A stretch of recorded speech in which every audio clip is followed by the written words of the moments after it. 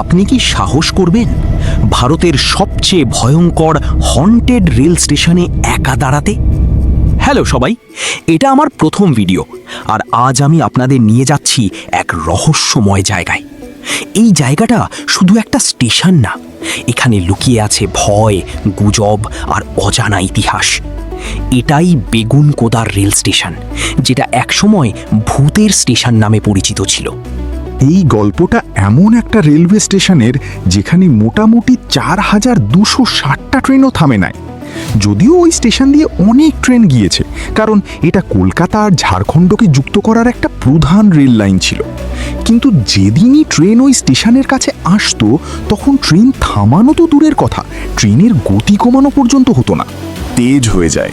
আর এগুলোর কারণও ছুলি অনেক অদ্ভুত। আর সেই কারণটাই ছুলি একটা মেয়ে।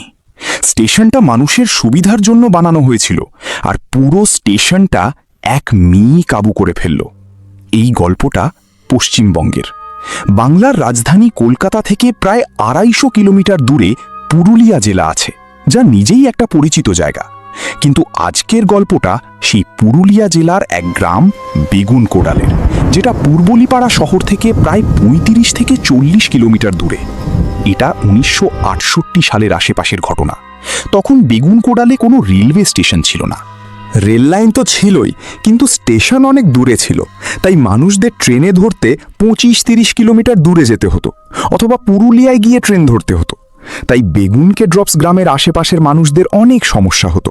তারা তাদের গ্রামের কাছেই একটা রেল স্টেশন বানানোর দাবি করতে লাগলো। ধীরে ধীরে বিষয়টা ওপরে পৌঁছলো। তারপর সিদ্ধান্ত নেওয়া হলো ওই গ্রামেও একটা স্টেশন বানানো হবে। তারপর কাজ শুরু হলো, আর 1962 সালের মধ্যে স্টেশন তৈরি হয়ে গেল। একটা ছোট্ট স্টেশন বানানো হয়েছিল, যেখানে এলিভেটেড প্ল্যাটফর্ম ছিল না, কিন্তু হ্যাঁ, সেই গ্রামের জন্য ঠিকঠাক একটা স্টেশন বানানো হয়েছিল, যেখানে একটা টকিট কাউন্টার, একটা ওয়েটিং হল আর স্টেশন মাস্টারের জন্য একটা কোয়ার্টার ছিল। কারণ ওটা খুব বড় গ্রাম ছিল না, তাই বড় স্টেশনের দরকার ছিল না।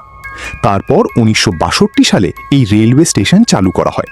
হ্যাঁ, তোমাদের গ্রাম আর আশেপাশের গ্রামের লোকজনদের যে সমস্যাগুলো ছিল, সেগুলো শেষ হয়ে গেল। লোকজন স্টেশনে আসতো, ট্রেন থামতো, কেউ চড়তো, কেউ নামতো, সবকিছু ভালোভাবেই চলছিল। কিন্তু এটা শুধু পরের 5 বছরই চলল।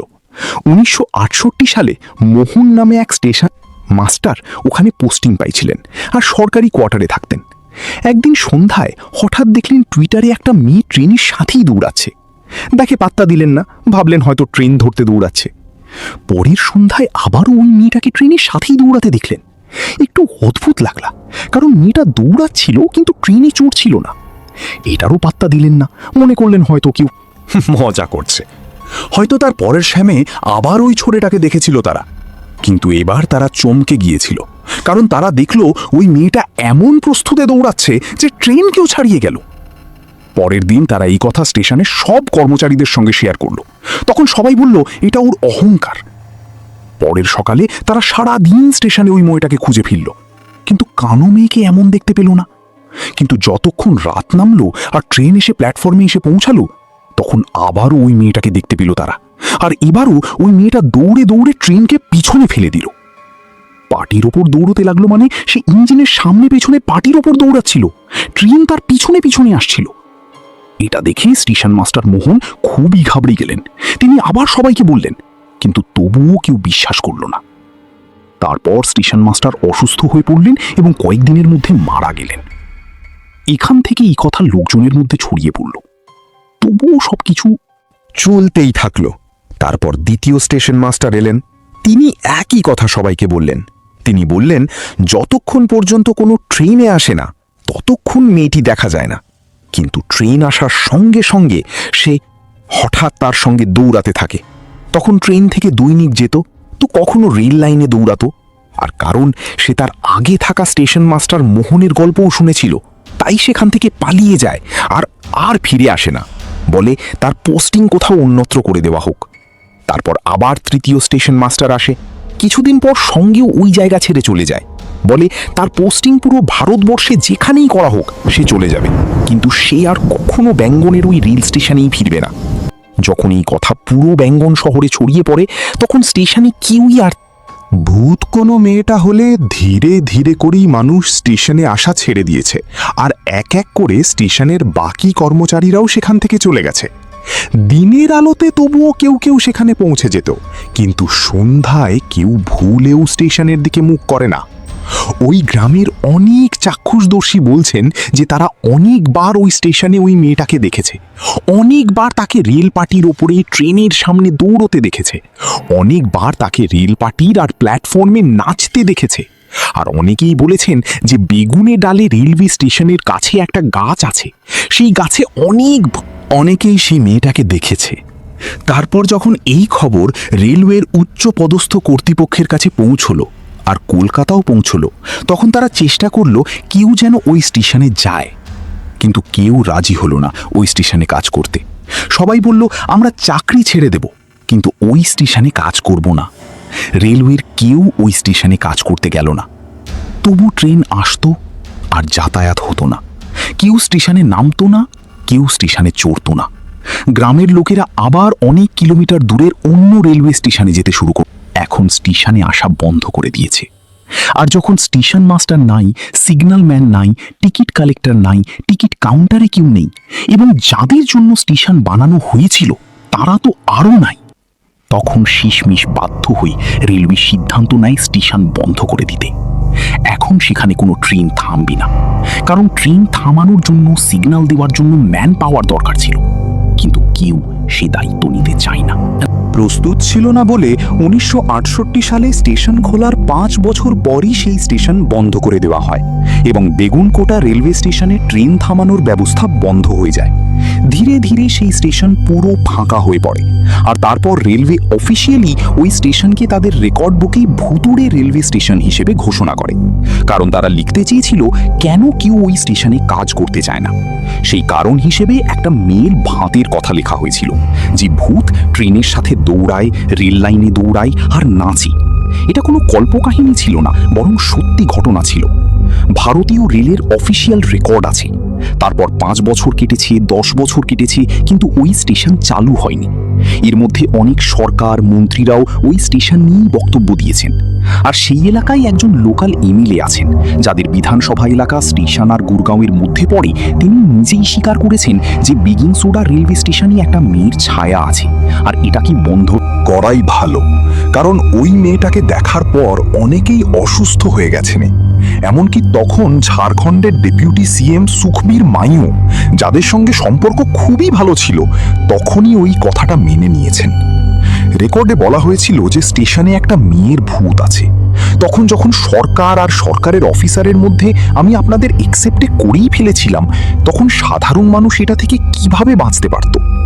এরপর সময়ের সাথে সাথে স্টেশনের ভয় এত বাড়তে লাগলো যে যখনই কোনো ট্রেন বেগমকোট স্টেশন দিয়ে যাচ্ছিল, স্টেশনে ট্রেন থামানো তো দূরের কথা, 4-5 কিলোমিটার আগে থেকেই চালক ট্রেনের গতি বাড়িয়ে দিত, যেন দ্রুত ট্রেন স্টেশন থেকে ছেড়ে চলে যায়। স্টেশনে আসার আগেই ট্রেনে যত যাত্রী থাকতো সবাই তাদের জানালা দরজা বন্ধ করে ফেলে। আর মনে রাখবেন, ভুল করেও কেউ স্টেশনের দিকে না তাকাক। ট্রেনের দরজায় যারা দাঁড়ায়, যাদের আপনি ভারতীয় রেলে দেখেন, তারা সবাই সখন থেকে সরে যায় আর দরজাটা বন্ধ করে দেয়। ঠিক আছে, ধরা যাক বেগুনকোটা নামে একটা ভুতুড়ে রেলওয়ে স্টেশন আছে, ওখানে একটা মেয়ের ছায়া আছে যেটা ট্রেনের সঙ্গে দৌড়ায়, নাচি, সেটাও ঠিক আছে। কিন্তু এখন প্রশ্ন আসে, আসলে ওই মেয়েটা কি? এই প্রশ্ন নিয়ে আপনি বেগমকে রেখে যে কোনো লাকাল মানুষের কাছে যান, প্রতিটি মানুষের কাছ থেকে একই উত্তর পাবেন। শোনা যায় টুইটারে একটা মেয়ের ট্রেনের নিচে পিষ্ট হয়ে মারা গিয়েছিল, আর তার আত্মা তখন থেকে ওখানে ঘুরে বেড়াচ্ছে। হয়তো তার কোথাও যেতে ছিল আর ট্রেন ধরতে ছিল, তাই ট্রেন আসলেই সে তার সঙ্গে পালাতে শুরু করে। স্টেশনটা তখন একদম শুনশান ছিল, কিন্তু যখন এই খবর কলকাতায় পৌঁছলো, তখন ওখানে ট্রাভেল এজেন্সিগুলো এই ভুতুড়ে স্টেশনটাকেও নিজেদের সুবিধার জন্য ব্যবহার করতে শুরু করলো। তারা তাদের ট্রাভেল প্যাকেজে ট্যুরিস্টদের আকর্ষণ করার জন্য ভুতুড়ে স্টেশনে ঘোরানোর একটা স্পেশাল প্যাকেজও যোগ করলো। এরপর তারা ট্যুরিস্টদের দিনের আলাতেই বেগমকোটা রেলওয়ে স্টেশনে নিয়ে যেত এবং দেখাতো, আর গাইডটা ওখানে পুরো স্টেশনের গল্পটা সুন্দর করে বলতো। তারপর ধীরে ধীরে সময় কাটতে লাগলো, প্রায় 35 থেকে 40 বছর পুড়িয়ে গেল। এখন খবরটা মিডিয়ার কাছে পৌঁছলো যে ওই রেলওয়ে স্টেশনটা বিখ্যাত, কারণ সেখানে একটা মেয়ের ভূত আছে, আর ওটা দেখতে বহু মানুষ কলকাতা থেকেও ওখানে আসছে। তারপর এই খবরটা মিডিয়ার মাধ্যমে সারা দেশে ছড়িয়ে পড়ল। এরপর কলকাতায় কিছু লোকের একটা দল, যারা প্যারানর্মাল সোসাইটি নামে ভূত আর আত্মার উপস্থিতি খতিয়ে দেখে, তারা ঠিক করলো যে তারা ওই গোটা রেলওয়ে স্টেশনে যাবে। তারপর কলকাতা থেকে 11 জনের একটা দল তাদের ক্যামেরা আর কিটোমিটার নিয়ে, যা নেগেটিভ এনার্জি শনাক্ত করে, সব সরঞ্জাম নিয়ে ব্যাগনোটোডাল গ্রামে পৌঁছে যায়।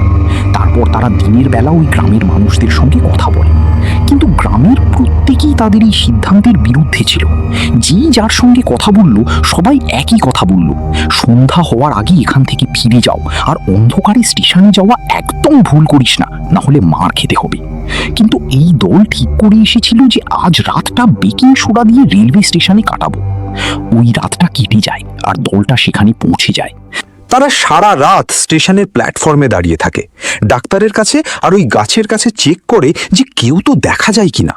কিন্তু রাত পেরিয়ে সকাল হয়ে যায়, না ক্যামেরায় কিছু ধরা পড়ে, না টুমাটারে কোনো নেতিবাচক শক্তি পাওয়া যায়। 1967 সালের পর প্রথমবার কেউ পুরো রাতটা ওই স্টেশনে কাটায়। তারপর দলটা তাদের রিপোর্ট দেয়, আর রিপোর্টে স্পষ্ট বলা হয় যে গ্রিড স্টেশনে কোনো ভূত নেই, কোনো আত্মা নেই। তারপর এই খবর মিডিয়ার মাধ্যমে মানুষের কাছে পৌঁছেছিল। এবং যখন 35-40 বছর কেটে গেল, তখন মানুষের দৃষ্টিভঙ্গিও বদলাতে শুরু করলো। ওই বেগুনকে ডার্কের এক লোকাল এমএলএ রঙ্গেলের মন্ত্রককে একটা চিঠি লিখেছিল, যাতে স্টেশনটা আবার খুলে দেওয়ার কথা বলা হয়েছিল। মমতা বন্দ্যোপাধ্যায়, যিনি আজকের দিনে পশ্চিমবঙ্গের মুখ্যমন্ত্রী, তখন রেলমন্ত্রী ছিলেন।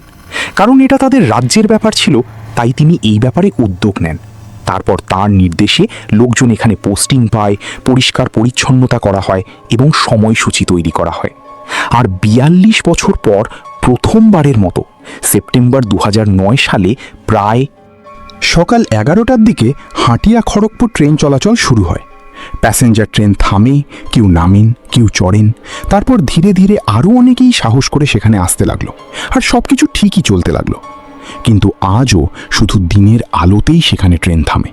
সন্ধ্যা 5টার পর সেখানে কোনো ট্রেন থামে না, আর পুরো এলাকা অন্ধকারে ডুবে যায়।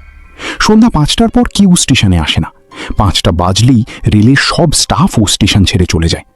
আর আজও সন্ধ্যা 5টার পর কেউ স্টেশনে নেমে না, কেউ ওঠে না। মোট কথা, সব কিছু একটা মেয়ের কারণে। আজ 42 বছর ধরে কমতেনি ওই মেয়ে ছিল এক ভূত। গুজব না ভয়, আজও কেউ ঠিক জানে না। যদিও অনেকেই দাবি করেছে আমরা দেখেছি, কিন্তু বেগমকোটা স্টেশনকে ওই মেয়ের উপস্থিতির কোনো পাকা প্রমাণ কখনো পাওয়া যায়নি। তো আজকের গল্প এটাই। আশা করি আপনাদের এই গল্পটা ভালো লেগেছে। যদি গল্পটা ভালো লাগে তাহলে লাইক করুন, কমেন্ট করে বলুন কেমন লাগলো। আর আমি আপনাদের সঙ্গে পরের গল্পে দেখা করব। ততদিন নিজের খেয়াল রাখবেন। অনেক ধন্যবাদ।